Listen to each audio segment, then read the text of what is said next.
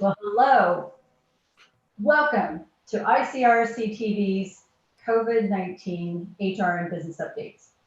My name is Pandy Pridemore, Principal Consultant. I have to really think about that sometimes. Principal Consultant and founder of Human Resource USA. I am really thrilled to have you back today. Now, I told you at the last show, we were going to touch on not only some of the newer updates coming up, but we were going to hit a really interesting topic today, and that's workers' comp. So I want to welcome Scott Warwick back from Scott Warwick Employment Services. He and I are going to have, well, we're just going to get our hands dirty and help you understand what we are now hearing and seeing here in the states of Indiana, Kentucky, and Ohio with workers' comp and COVID. And then prior to that, actually, though, I'd like to introduce a new presenter to the show. Matthew DeBella is coming on to us from Custom Design Benefits. Custom Design Benefits has been around for almost 30 years as a third-party administrator for extra benefits such as COBRA and the processing of HSA accounts. And Matthew has agreed to come in and help us better understand the current or recent changes, I should say, involving flexible spending accounts. Now, as a viewer, you may not be offering this particular service or benefit to your employees, but let Matthew explain why it is a good program and how the government has just made it just a little bit better. Matthew, welcome to the show. Thank you, Pandy. So I guess I'd like to start by I'm going to go through the different pieces of legislation and regulations that have come out kind of in the last month and a half, just discussing some of the changes that can be made to medical plans and cafeteria plans, which will include the healthcare FSAs and dependent care FSAs. I'm sure that you guys have been through some of this before on this program, but it's all important. So, might as well come back to some of it. And feel free to jump in with any questions you have along the way. I know that there's not going to be answers to every question that there is, just because there hasn't been formal guidance on everything yet, as it's all relatively new, but some things are just left up to interpretation at this point. So I'd like to start with the CARES Act, which takes us all the way back to end of March. This is where our economic stimulus packages all came from. And hidden in there, well, not so much hidden if you're dealing with FSAs, but a small part of this large stimulus package was adding allowing plans to reimburse over-the-counter drugs through FSA plans. So an over-the-counter drug is described as an item used for diagnosis, cure, mitigation, treatment, or prevention of disease, or for the purpose of affecting any structure of the body. And so this is something that used to not be allowed to be reimbursed through an FSA. Now this gives employees or anyone who has an FSA a whole wealth of options for additional reimbursements they can get through their account. The CARES Act allows plans to be amended back to January 1st of this year to incorporate this. So I definitely think plans should take advantage of that. In addition, part of this was adding menstrual products to the to be included in the definition of items required for medical care or incurred for medical care. So these items now are required to be allowed to be reimbursed by an FSA. So that's really great. So that again can be incorporated into plans. Plans should be amended. I think a lot of FSA plans do have language in them about over-the-counter drugs saying that they're excluded from reimbursement. So it's a good idea to go back and amend plans back to the beginning of this year. Now, is that something that their broker should be talking to them about, or is it something that their TPA just automatically does for them? Matthew, help them better understand how that works. That is something that a broker could talk to a plan about. I know here with Custom Design Benefits, we decided to go ahead and reach out to employers directly about this and put together amendments for plans just kind of across the board, because this one was pretty important and kind of a no-brainer. I don't know why you wouldn't want to allow reimbursement for these items. So is it too late to go back and amend your plan now if somebody's just hearing this broadcast now? Nope, it's not too late yet. As long as, I would say you should be doing it for your current plan year. That's how the amendments typically work with the FSAs is as long as you haven't reached the end of the plan year yet, you can go back and amend. So Yeah. and It's just encourage. skin off the employer's nose, right? Mhm. I mean, the employers, it's not going to hurt them any. It's just an extra benefit for the employees. Right, exactly. It just gives them another option to spend down that, they don't have money left at the end of the year. Great. Yeah. Let me also ask you, so a lot of people listening to this, we get confused between FHAs and HSAs and things like this. So this only applies to the flexible spending accounts, correct? Yeah, this is specific to the flexible spending account. Correct. Okay. So that's the amount that the employee puts in pre-tax and then can spend. Yeah. Which Okay. for plans this year is up to $2,750. Did that go up? It went up for 2020. Yeah. Mhm. Matthew, do these changes require any kind of posting that the employers are supposed to be, communicating to the employees so that they're aware of all this? Any amendment to a plan should ultimately be communicated to employees. So yes, I mean, this is not an amendment that's going to require advance notice, because this is actually an increase in benefit, as opposed to decreasing a benefit where you would need to provide upfront, 60-day prior notice that you're changing a plan. But with this one, since you're increasing, you're making a better benefit, there's no advance notice required. But any change to a plan ultimately should be communicated to employees. Okay, and that can be just in a simple safety meeting or employee benefit meeting. Got it. Yep. Or it could be, through sharing the amendment itself, the plan amendment itself electronically, or posting it somewhere. But yeah. Okay. Let me just ask real quick, because this is always my thing, and it's just like I've run into so many clients that they're like, what? Like what? Because nobody's told them. So, and then there's the question of communicating to the employees. What would be your recommendation as to how to best taxes, okay, to employees so that they get it and make them go, yeah, that's great stuff. Why would I not do that? What would be a better way of doing that? I mean, certainly putting it into, tailoring a message for your own employee group, I think is the best thing you can do, because just, I know I said you could just send the amendment out. That's not necessarily going to mean a lot to anyone, but, putting together some sort of messaging, specifically saying here's a new benefit, here's something you can do, explaining how great this is.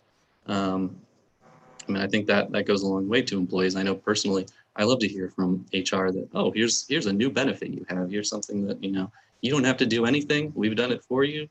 You can now have, this is great. So we're not getting a lot of good news these days, are we? Right. Yeah. So this could be is like, whoa. Yeah. So let me just make sure I got like my bullet points here. So it went from what amount to your FSA? It went from what to what in April? Last year, what was it? I think it only went up 50. I think it was at 2,700. 2,700. Okay. Yeah. That's still a hefty chunk. And I'll tell you, when you start paying prescriptions and you start paying co-pays, that I think it's pretty normal to have at least a $1,500, $2,000 these days. Their deductibles are one thing, but their copay goes up to $4,000 or $5,000. Yeah. And so tell me, so I'm going to put $2,700 in this thing. And so the other good news is I can use it for over-the-counter stuff. Yep. Cold medicine. Yep. Okay. Like allergy medicine. Mm-hmm. So you could really go crazy on the coldies and the NyQuil and skip the liquor store, and the government will give you a tax write-off on that. I guess that's a way to look at it. That's one way to look at it. Well, if you're all confined in COVID, what does the employee then say? Why would I want to do this? It's okay, it's $2,700 they're going to take out of my pay and put over in this thing. What's good for me? It's definitely there is a tax benefit associated with it. I think it's around you saving like 20. It can be like $25 per 100 that you elect to contribute that you're saving in taxes, which is great. I mean, that's a ton of money that you're saving on taxes to have money that can be spent for. I mean, you ever go on FSAstore.com, there are so many things that you can spend your FSA money on. There is FSAstore.com? Yep. Yes, there Really? is. Mm-hmm. Okay. I've got to go check out just to see birth control things and all kinds of stuff. Woohoo! Now, if an employee made an election for automatic deductions to go into their FSA account, are they able to change, alter, or increase that through the mid-year? So there are special circumstances when you can do that. It's usually tied to similar special enrollment or special events, special enrollment HIPAA events. This year, and this is something I was going to touch on, is there was an additional IRS notice issued on May 12th that allows employers to allow employees to make additional mid-year election changes. But this is something plans are going to have to elect to do. So why don't we jump to that? That's this was IRS Notice 2020-29. It came out on May 12th, along with another IRS Notice 2020-33. I'll just go through that one quickly first. Basically, the carryover amount, which some plans allow people to carry over up to $500 at the end of a plan year into the next plan year for use anytime in that next plan year. That amount was increased to $550 for plan years starting in 2020 and beyond. This was actually unrelated to COVID-19. It just happens to have come out during this time. It's really related to an executive order that was issued last year. Executive order improving price and quality transparency in American healthcare to put patients first. So this came out of that. The 550 represents 20% of the allowable contribution, which is that 2750. So they're going to try and keep it, as the FSA maximum amount for contribution goes up each year, they're going to try and keep the carryover amount pegged to that 20%. So now employees are allowed, so plans are allowed to amend their plans this year. For any plan year that begins in 2020, they can allow carryover up to 550. Amending a plan is required for this. It can be retroactive to January 1st of this year. And amendments actually are not required until December 31st of 2021, which I don't know why you'd wait that long to amend your plan. You might as well just do it, but that's the deadline. So plenty of time on that. But I think you'd want to get it out before the end of this plan year so people know they can have that extra, $50 in carryover for this year. So along with that, on the same day, the IRS issued the other notice I mentioned, 2020-29, which allows plans to, this is optional, they can allow mid-year elections to employer-sponsored health coverage. They can allow employees to revoke an existing health coverage election. They can allow employees to make a new election of health-sponsored or employee-sponsored health coverage. And then they can also revoke elections, make new elections for FSAs and dependent care assistance programs. So dependent care FSAs. So this is entirely optional for employers to do. Again, if they want to make these sorts of changes, they don't have to make an amendment until December 31st of 2021. Again, I don't know why you'd wait that long, but these elections, there's a few considerations here that I'm not sure all employers would want to allow these sorts of changes. I think with an FSA,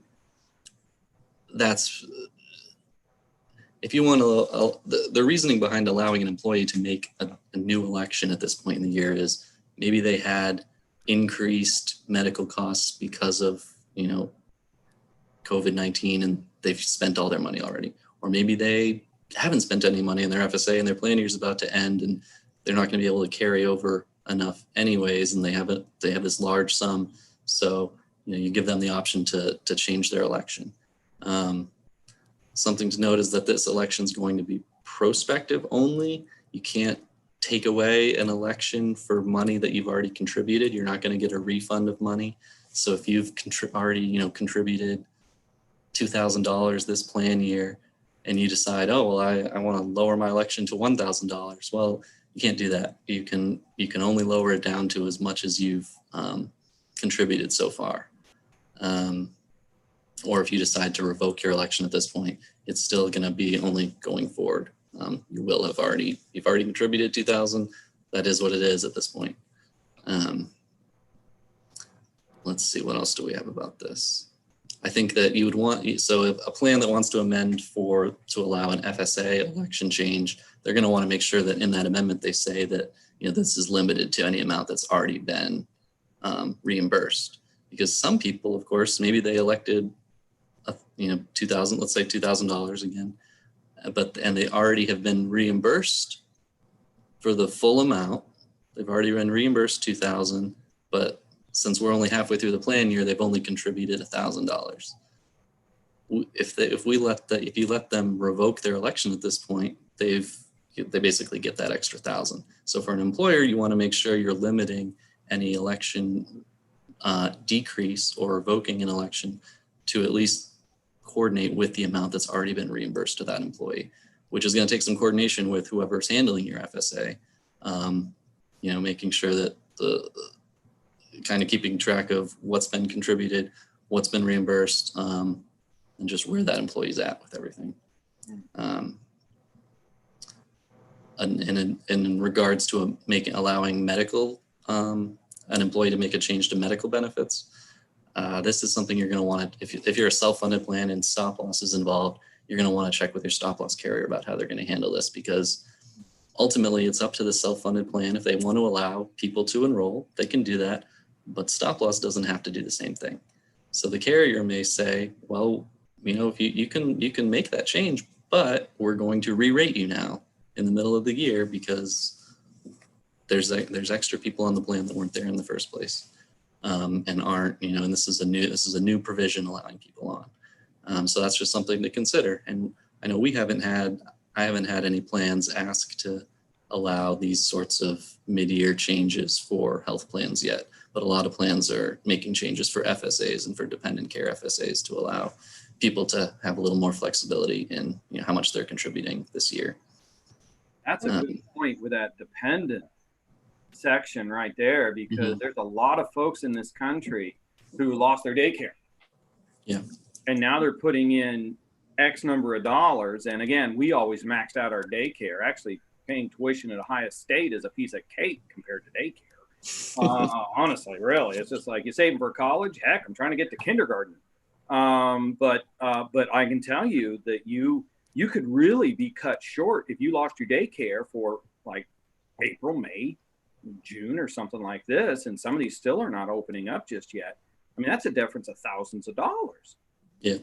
Yes, it is. Yeah, I didn't think about the daycare stuff. Thank God that allows people to go and adjust, because that at the end of the year they would just lose, wouldn't they? Mm-hmm. Yep. I hate to lose money. Right. Yeah. I mean, my daycare's expensive enough that the not having to pay for a couple months didn't really affect that, but yeah, it still needed to max out anyways. Yeah. But I know that there still are circumstances where you're not using it anymore, or maybe the daycare never opens back up, and now all of a sudden you've completely changed what's happening. It's like, it's very good to allow a change to that benefit. But yeah, if you're a parent, or if you're in these plans or anything, or if you're halfway conscious of taxes and everything, I mean, this is stuff you're talking about that me, as not just a business, but as a consumer out there, I got to understand this stuff. Yeah. Yeah. And with this one in particular, since an employer doesn't have to enact these changes, if an employee knows that these are something that can be, they can go talk to their employer and say, hey, I know that, this is an option out there. Have you guys considered, allowing us to make changes? And I think that's something that an employee could definitely do. Well, It doesn't guarantee any changes, but. We encourage employers all the time. Talk to your employees at this time more than ever. Find out what their needs are. Find out what they're experiencing. Find out what they're feeling. It's not something, you can't make every change that they request, and you certainly can't make every provision available to them. But if you find out more specifically what they're going through, you want happy employees. We want want employees to come to work and be excited and stay at work. Right. Now, Customs Design Benefits also oversees COBRA for many of their clients. So the COBRA notifications were changed. We made that announcement here last week or the week before. Is there anything else that you think is important that our viewers be aware of in regards to COBRA updates? COBRA, I think that, so, we have these changes to the model notices, which they didn't change as much as I thought they would, because, something that, I don't know if you guys have talked about the joint rule that was issued by the DOL and IRS that extended a bunch of benefit plan timeframes. That included the extension of timeframes related to COBRA events and electing COBRA, making your COBRA premium payments. So that notice has required that during this outbreak period, which is defined as the beginning of the national emergency up through the end of the national emergency plus 60 days, that outbreak period, anything within that is disregarded for a list of certain timeframes related to benefit plans. So for instance, the 60-day election period for COBRA continuation coverage. During this time period, this outbreak period, that 60 days is not running. The 60 days isn't going to begin running until the end of the outbreak period, which we're not at the end of the national emergency yet. So we're certainly not close to the end of this time frame. So theoretically, someone who was let go at for whatever reason sometime within the last few months, they still can elect COBRA up until 60 days after the end of this whole period, which we obviously don't know. We don't know what that time is yet. That hasn't happened. Yeah, so huge. Absolutely huge. Oh, yeah. As compliance attorney for the company, do you enjoy your job? Because it looks like all you do is read and all you do is stay in a bunch of paper. But thank goodness you do, because this stuff is so important. It can really mess things up for a number of employees if employers and business owners don't utilize TPAs and third-party administrators like yourself. Thank you very, very much for coming in and sharing all this information. Again, Scott and I kind of concentrate on one side. We let you guys be experts in that kind of stuff. And again, it's important stuff that, again, might all change next week. We have no idea. So let's just kind of move on then over to a conversation of all the activities with workers' comp. And here's why I thought this would be a good topic for us to move into. I'm already getting phone calls of individuals that are getting injured on the job.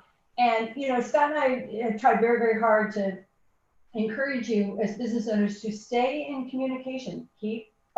Talk to your employees, find out what's going on, find out, what's happening. And we've had a number of experts on the show who have tried to help you understand how to prepare that remote worker for being out of the actual workplace, being out of view of your supervision. And what we'd like to go over today is some best practices that I know we're 3 months into this, but guys, we really need to kind of back up. Now that we've got things slowed down a little bit, we need to back up and look at what we're doing in terms of working with our remote workers and make sure that we've got our P's and Q's in order. Let me also say, as a reminder, we know that a number of you are not in the state of Ohio. So we'll all constantly be reminding you, if you're working with an insurance company and getting your workers' comp through an insurance company, most of what we talk about will still be very, very applicable. So don't think that just because you're not here in Ohio, remember Kentucky, Indiana, Tennessee, you have to be self-insured with all that. So let's just dig in. Scott, my first one was a gentleman who decided to rewire his office space. And what was funny is it is kind of funny. We realized now that he had to have the special microphone, the radio station microphone, and he's got headphones, which all must have been wired to his desktop. But anyways, he decided he wanted to reconfigure it. Like these. He's going to reconfigure it, moving tables around. He fell and re-broke a wrist that had a previous workers' comp claim on it. Oh, interesting. And he went to the physician without letting anybody really know about it. And the orthopedics is calling me and saying, how did this happen? And when did this happen? And are we continuing the workers' comp claim, or is this a new? And it stirred up some major conversation that we need to talk about this on the show. And by the way, it was not workers' comp. No, it is. I mean, that is a cornucopia of nightmare.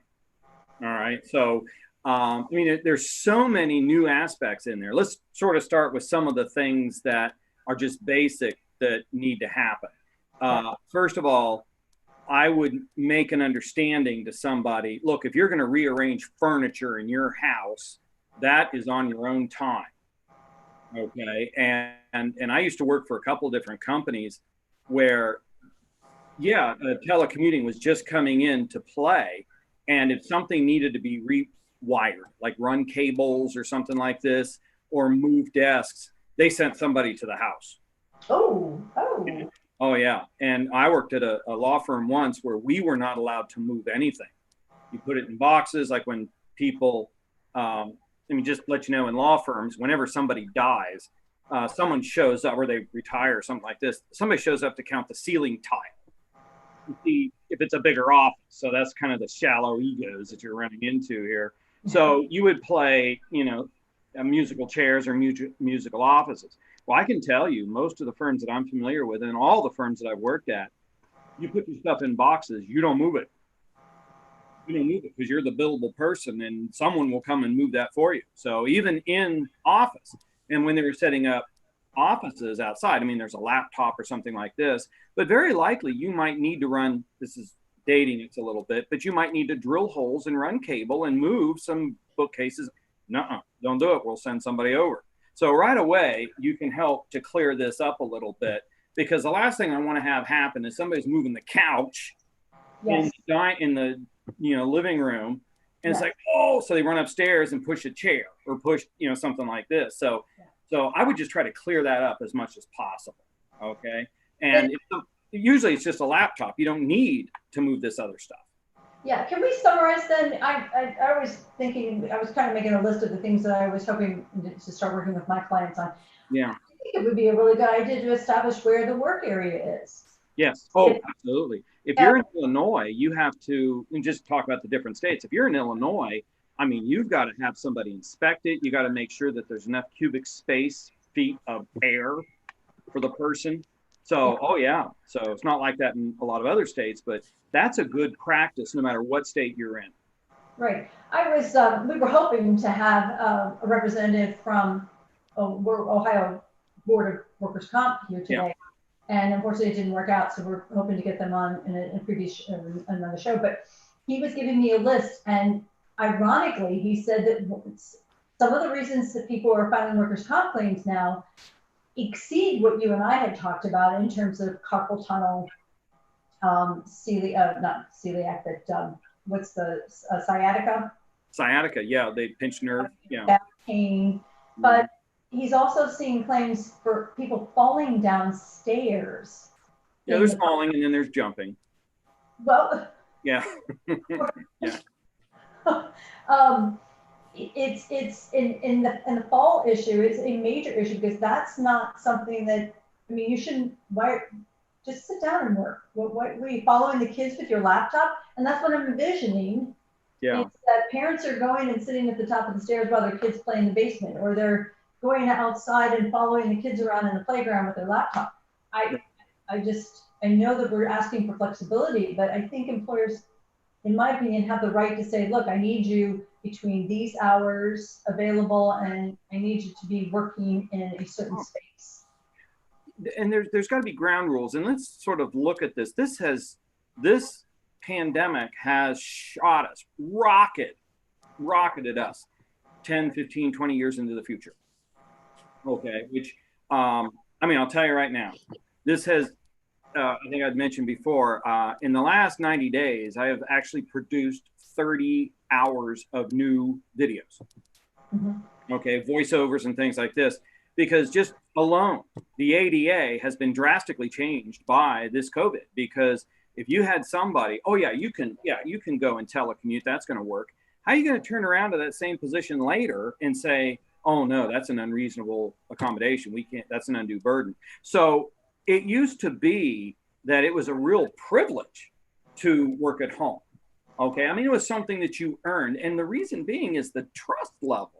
So if I wanted to commit workers' comp fraud, yeah, there's a few ways to do it, because nobody knows where you hurt yourself. Nobody knows how you did it. And when you are at work, you are at work regardless. And this is the same thing. Think of it this way. It's a good analogy. It's like, well, you're at home. Well, yeah, but what if you were on a business call and I had to drive down to Cincinnati and go see you, Pandy. So I come down to see Pandy and I slip on the front porch and I sprain my ankle. Well, that's a workers' comp claim. That's a workers' comp claim. That is in the course of business. So like your guy here, there's a few different things going on. First of all, he broke his wrist. Okay, well, good old-fashioned workers' comp, because the old rules still apply. Is that a re-injury? And then you get into the spitting contest between attorneys, you know? So depending on the type of break it was before, is it a re-injury? Chances are really good you might lose that argument because it's a broken bone, but a strain, you know, or something like this. So that's a whole battle right there. Where did it happen? Were you doing something that's in the ordinary course of business? And that's why I like, first of all, I don't want employees moving heavy furniture. No. I really don't, because first of all, if you have an aging workforce, which we do, okay. I mean, you remember the baby boomers are sort of moving through, you know, sort of like a rat through a snake. There's this big, you know, big place where the baby boomers are. Well, they're towards the end of the snake now, and they're going to be retiring. Well, so you've got a lot of folks in the workforce, 50s, a lot of 60s, 70s, 80s, okay? Things don't work as well. I can tell you right now, as a rule, I do not want a 60-year-old anybody, even if it's Arnold. I don't want you moving a file cabinet, because you're asking for these types of things. And I will tell you, it is a tough road to hoe to prove fraud. It's a tough road to hoe to try to prove that you have this person in their home and they didn't have this injury in their workspace. I mean, good luck. There's no witnesses. And understand, if somebody's genuine, you kind of can tell. I mean, first of all, the pain is real. Something like this injury is real, something. So, but the other thing too is it's a trustworthy person. I always ask whenever I'm talking to one of my clients, hey, tell me about this person. What are they like? What are they like? Because the character is what is going to be dominant. And accidents do happen at home. That is workers' comp. But I will tell you, workers' comp, and I sort of made a joke before, workers' comp is so out of control that if you are going to, this is a secret, okay? If you are going to commit workers' comp, do it now. Do it now. Because the chances an investigator, you know, I'm being facetious. Please pick up on the sarcasm here, because understand it is a felony. All right. So, you know, you're going to go sit in jail next to, in between Harvey Weinstein and Bill Cosby. Okay. So, you know, it's a felony. Okay. But I will tell you point blank, so many people aren't thinking anything about it. They're just like, oh, I'll just do this and I'll get some extra weeks. It's a felony. It's fraud. And I will tell you, if you do get caught, it's not a frequency issue. It's a consequence of error. If you get caught, your life is over. No employer will ever hire you again if you've got a workers' comp fraud conviction. Well, and the state of Ohio was pretty open about that. I mean, he flat out said, our fraud department is working double time right now because individuals, you know, their unemployment's run out and they, you know, they don't want to go back to work. So they're just, we're seeing this rise in workers' comp claims. And I'm thinking, oh my gosh, well, if they're willing to injure themselves on job. What about all the ones that we can't see? So then my mind started spinning and thinking, well, wait a minute, what about all the ones that we can prevent? And he said, oh, well, carpal tunnel's the very first one. So Scott, let's talk about this. I mean, no one thought to sit down, at least no one I've talked to, none of my clients actually sat down and coached their employees on, look, don't do it on the card table, and don't sit at a card table, and or don't sit without a back, on your couch. Let's talk about where you're actually going to be, the environment you're going to be actually working in. Right. A lot of these things could be preventable, and if you can, as an employer, coach your employees. It's better late than never. Let's get started doing that. Oh, 1,000% over. And here's one of the things that maybe employers are a little more, interested in hearing these days. Prevention, prevention, prevention. Absolutely. And I'll tell you, I just got back from, I ran some errands and things like this. I will tell you, I've got my spray, okay? Just cover yourself in it, my hands, I got my mask. I will tell you, I got some pretty sweet masks, okay? I found some pretty fun masks. I've got a Hannibal Lecter, I've got an It, okay? So you might as well have fun with it. But I will tell you, I am doing absolutely everything in my family. We're doing absolutely everything to prevent this, because once you get it, you're going to be sorry. See, it's not a frequency thing. It's a consequence of error. So let's go back to your ergonomics. I've had my office in my house for 25 years now. Okay. And so we just moved it to another section of the home. I will tell you, it is all designed to fit me. Okay. I had my desk made so that I can actually reach top. I'm a towering 5'7", and so I can reach the top of the bookcase. Okay, I have drop leaf tables so that I can turn and put stuff. Okay, so everything. My chair is basically, I didn't skimp on the chair, because as you get older, we shrink. Okay, and so what happens is your vertebrae are getting less and less and less, pliable.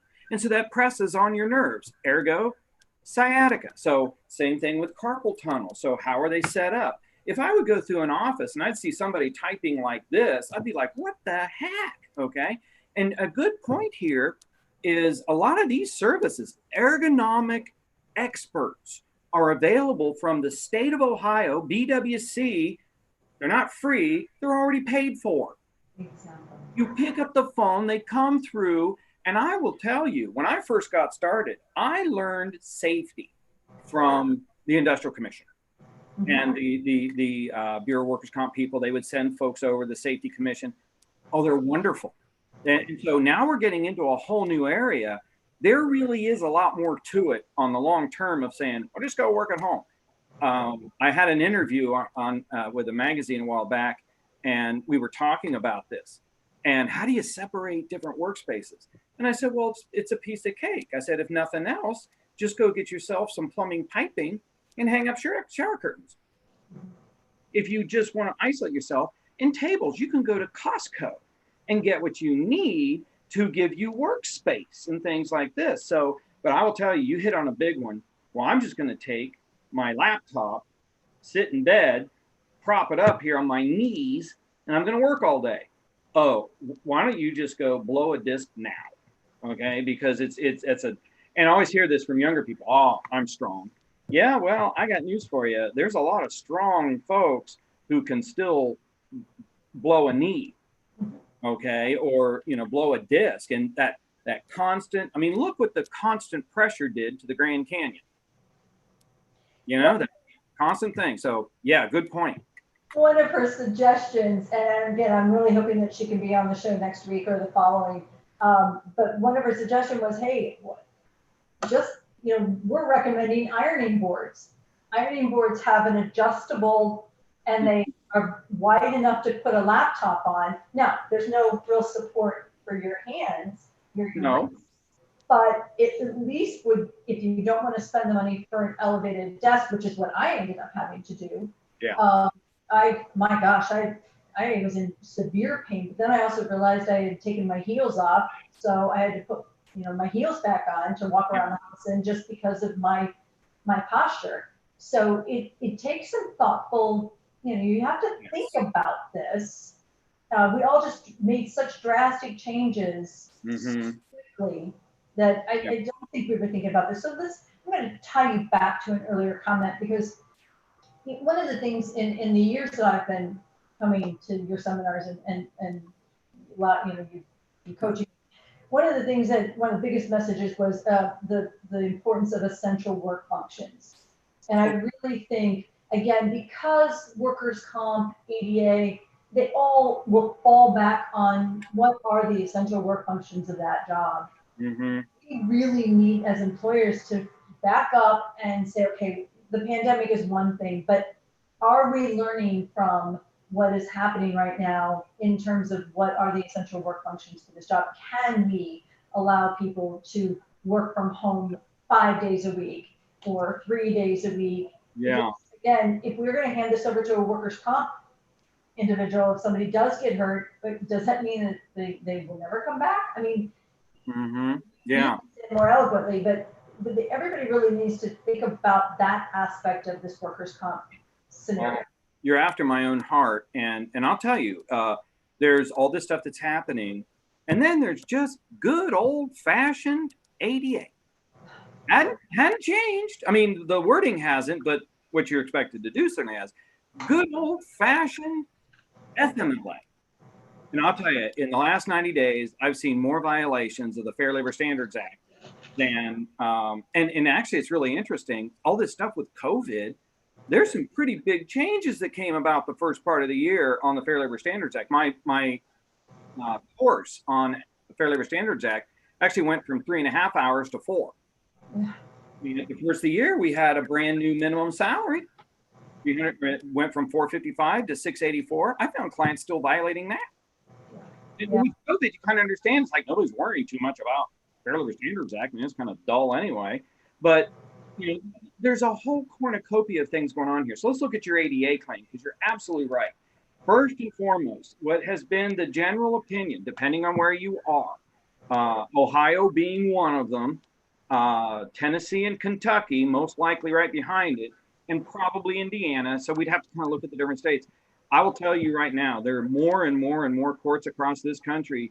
If it isn't written down, it's not an essential function. If you didn't think it was important enough ahead of time to put it in that job description, I will tell you, it's going to look like, well, you have to be able to lift 25 pounds. Well, first of all, I just had a conversation last week with a client where they said, well, you got to lift 50 pounds. Really? 50 pounds? What are they doing? I mean, 50 pounds is a lot, okay? Well, they might have to do that. That's not an essential function, okay? That is not, okay? And then we just accidentally started talking about one of their other positions that is in a nursing home, and they're moving patients. Oh, well. Ding, ding, ding, ding, ding. Yeah, there you go. Now it's probably 100 pounds, isn't it? So you see, it's got to be real.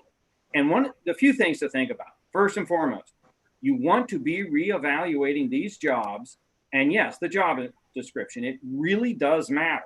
What are the essential functions? And essential functions, I mean, it's like Jenga. If you're playing Jenga, and if you take a piece out, like just sort of move a piece out, and the whole thing doesn't fall, it's not an essential function. Mm-hmm. It exists to do that. So, so you got to make sure those are written down, and you want to touch base with your HR person, counsel, make sure these are updated every year, because one of the things that we're happening right now is so many duties have been stripped away from people. They're not exempt anymore. And some of these lifting requirements or physical requirements, where now you might have to do more and more at the office of sitting and things where you didn't have to before. But I'll tell you, every year as jobs change and technology changes and things like this, boy, I'd be taking a new look at those job descriptions. And if you don't do that, right there, greatest prevention thing, if you don't do that, and if you get hit with an ADA tornado, somebody comes after you with the ADA. And let me also explain here, everyone listening to this, there's some laws that matter so much, they will affect everybody. Everyone listening to this, the ADA, the way it's written now after the 2011 regulations, you are all going to have an ADA claim. Everybody, every company in this country will have an ADA, because honestly, All you have to do is claim that you're depressed and you're in. Diabetes, you're automatically in. So you kind of hear what I'm saying in that you're going to look at all these different aspects of the job. 2 laws will affect everybody. The Fair Labor Standards Act, pay, and most employers screw it up, and ADA. So what you hit on right here, actually it ties into the workers' comp, because if you have a lost time workers' comp injury, it is almost impossible for that not also to be ADA. And that's, I think, the biggest part, because I'm still running into handbooks when I go through and do an audit, and there will be a clause in there saying, well, if you don't return, if you go on a personal leave of absence and you don't return after a certain period of time, it's automatic termination. Oh my gosh, EEO will be all over that. You can't, plaintiff's attorney nightmare, or dream. Yeah, it's those kind of little clauses that really can get in huge issues. And let's talk about, again, going back to being preventive. When we're talking about COVID concerns of individuals, we don't really know when somebody gets COVID. We don't know what kind of condition they're going to be in. They may automatically fall into the ADA, and then you've got that on an ongoing basis, way beyond when the pandemic ends. So, I can't stress enough on that. But keep going back even further. It prevents something, we need to prevent it. So ergonomically, let's talk about all the things that you can be doing as employers to help your employees work through all of this. So number 1 is communication. Obviously, find out, how are things going? How do you feel? Is the environment still good? Personally, if you can bring them back, bring them back. Bring them back. And if you have to be a flexible schedule, flex them. Somebody works 6 hours and then somebody else comes in and they only overlap by 2 hours. I mean, there's so many ways you can work this out. But if you have to buy the ergonomic things for them at home, buy the stool, get them the new chair. It's inventory. You would have done it at the office anyways. Peanuts. Or relocate the office chair to their home. I mean, saving thousands and thousands of dollars. Oh yeah, and don't forget either, there's a lot of resources out there, because the level that you got to hit these days to be declared disabled. Okay, so different. I mean, ADA, it's like, honestly, if you're over 40 and you're not disabled, you're not trying. Okay, you're like really unmotivated. Okay, but there is a wonderful program in Ohio, and they're in a lot of other states too. They changed their name a few years ago. It used to be Rehabilitative Services. Now it's OOD. Okay, it's Ohioans, or was it Opportunities for Ohioans with Disability? Opportunities for Ohioans with Disability, or OOD. Okay, so they'll get you equipment already paid for. So let's say I've got some serious condition with my spine or something like this. Well, it is cheaper for the state of Ohio to provide you with chairs and computer monitors and things to keep you working. Yeah. It's cheaper than someone sitting on. The most expensive thing, well, first of all, the biggest part of your budget is labor. Now, first, this way, I really respect you people tuning in, because I'll tell you, I was on the phone this morning with a major employer, and they called me, first time I ever talked to them, and they said, oh yeah, this stuff is just catching us off guard. And I mean, if it isn't the diversity and tolerance and harassment issues that are all over the news, then it's COVID. And I said, yeah, you know why? It's all labor. It's all labor. There is nothing in your budget that is as big as the cost of labor, and there's nothing that can put you out of business faster than labor. And so right here, look, we're talking, oh, I don't want to spend $300 on a chair. You kidding? It's Sally. Nobody likes Sally. Sally's a pain. Well, Sally might be a pain, but wait till you're paying a workers' comp claim on Sally. And you hit on one thing, those debilitative injuries on carpal tunnel, you are in for a lawyer's nightmare in trying to prove that, oh no, she got that at home. Okay, she was bowling, or she has been doing this for not just on any single thing, but for years. And I'll tell you, you got to have a team, just like we've been talking for weeks. You got to have a workers' comp attorney. You got to have an HR expert. If you don't have an HR department, which most companies don't, you had better get somebody that's helping you, or I promise you, you'll spend 10 times. Just give you an example. I have a client that never did training. And so we just went through a lawsuit. We won at the hearing level, everything. And I said, yeah, I said, congratulations, you won. You didn't get anything. My bills were $86,000 for 1 year, actually 11 months. And you won. You know what we could have done to train your people and train your supervisors, like not to send naked pictures to each other? You know how much we could have trained on that? And I'll tell you, once you've been bit, everything that you've been talking about, oh, people see the light. They have no idea. And Scott, you and I have talked about it. The most common phrase that you and I hear is, "Oh, it's not a problem," and until it's a problem. Well, we don't have a problem here. We have, everything's going along just smoothly until something happens. And ergonomics is perfect for that because it's not a frequency problem; it's a catastrophe. It's not that you might catch COVID; it's what if you do? It's the consequence of error. So let's remind our viewers too, it's coming up on July and a lot of people will get a renewal notice for your workers' comp. Yeah. If you have remote workers, that notice needs to go out to each of them. So please be reminded, just because you put it on your bulletin board there in the office, if you still have people that are remote, you need to make a copy, scan that, and send it out to all of them. You legally are responsible for notifying them. So let's talk about all the other employees you may have in other states. If that's the case, then you need to be getting that notification and verification confirmation from your insurance company. Same thing, scan it and send it out. Yeah. Also wanted to make it very clear, and Scott, jump in too. Please always remember each state, or if you're under an insurance company, well, actually both. Each state has a different requirement for reporting an injury. Yeah. I've got some states that are 3 days. I've got one state that's 30 days. I've got some states that are as soon as possible. You need to know if you have remote workers, and I'm even talking your remote sales team. Yeah. If they are residing in a different state and they get injured, you need to know what paperwork to complete. Right. And you know your time frames. Yeah. So this is a great time to be thinking about those remote workers and just brush up, and then make sure they know that you've brushed up, so that if anything does happen, strengthen that communication that they're going to notify you. I tell people, look, I don't even care if it's a paper cut.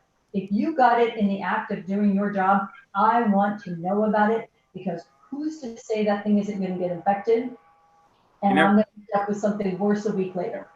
You hit on a great point right there, which I've run into with more and more clients. And I'll tell you, in order to get a business loan, you got to have a marketing plan, you got to have a finance plan, everything. Nobody is asking you about your labor. And I have a client that bought a company and went into California and everything. They did their due diligence on finance and everything. And I'm like, oh my God, did you not look at what it means to go to California? Okay. And I'm like, you've got to be kidding me. And then on top of that, this facility they purchased had a union. Never read the contract. The reason the company was selling so cheap is because they were going to go out of business because they'd given away so much in the union that they were, and I could see them taking the cash and running away. They're, oh, these idiots. They never looked at the labor contract. They didn't look like what it's like. And honestly, what we ended up doing was we took the whole thing as a tax write-off and shut it down.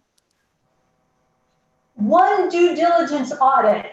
Yeah. You do them, I do them. One due diligence audit. Yeah. They were on track to lose $1 million a year. And so they said, well, can't we just move it to another part of the country? That union contract follows you. So the due diligence over labor, see, maybe this COVID stuff is starting to say, you see, everything on COVID that we're battling and people are rioting over is over labor. And look at the horrendous things you see with black males and all this other type of stuff. And that is a human phenomenon of racial or any type of bias which is really against anybody who looks different. And our country is now coming to grips maybe with seeing, oh my gosh, look how important this labor is. Look at this. And look how important it is to really take a good, strong look at these diversity issues and looking at people as individuals. I will tell you, if you ever wanted a time to go into human resources and be busy, this is it. Right now, boy, I've been doing this 40 years. I've never seen anything like what's going on in 2020. And just to throw it out there for a little more fun for everybody, you just got a brand new protected class yesterday. We can talk about that in a show coming up, but this is about COVID, so I have to cut you off there. I understand. Just change is change is change. Scott is passionate. Scott is passionate. Yeah, that's what we do. I just want to remind everyone too that about 9 states have just made new guidance on paid sick time or how they want to address the absence of individuals not wanting to return back to work for COVID reasons. If you have employees in Connecticut, Colorado, California, New Jersey, New York, Nevada, Michigan, Illinois, let me see, Oregon, Pennsylvania, Rhode Island, Washington, DC. I may have added more than 9. Please either get with your consultant or your labor law attorney and get brushed up on those guidelines, because this goes above and beyond FFCRA and the CARES Act. You don't want to miss, not paying somebody state mandated. And in some of this, like Pennsylvania, it's Philadelphia, so it's a municipality. And I know Scott and I live this. We love this stuff. But for those of you who aren't maybe watching that, please get with somebody again to kind of brush up over. Also, the IRS came out with publication 5419. If you have not seen this, and you did not take the PPP money, there are still tax credits available for employee retention. So you really want to get on top of that if you did not take the PPP money. And again, there's so many programs and so much changing that I am just thrilled to say that I think we had another great show. We are so fortunate that ICRC-TV has given us this opportunity. Next week, we're going to talk about fraud. I have some individuals coming on to help us better understand the fraud that's taking place. I understand it's an absolute increase right now, and we need to, as business owners, again, with all these remote workers, are we communicating? Are we educating them?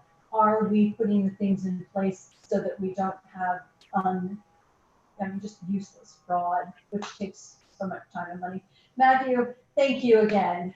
Compliance attorney for custom design benefits. You were very, very, very informative today. It was great having you here, Scott. Mm-hmm. Oh, hey, thanks. I look forward to this. It's so much fun. Thank you. My name is Candy Pridemore. I'm principal consultant and founder of Human Resource USA. Thank you for joining us, and we'll see you next week.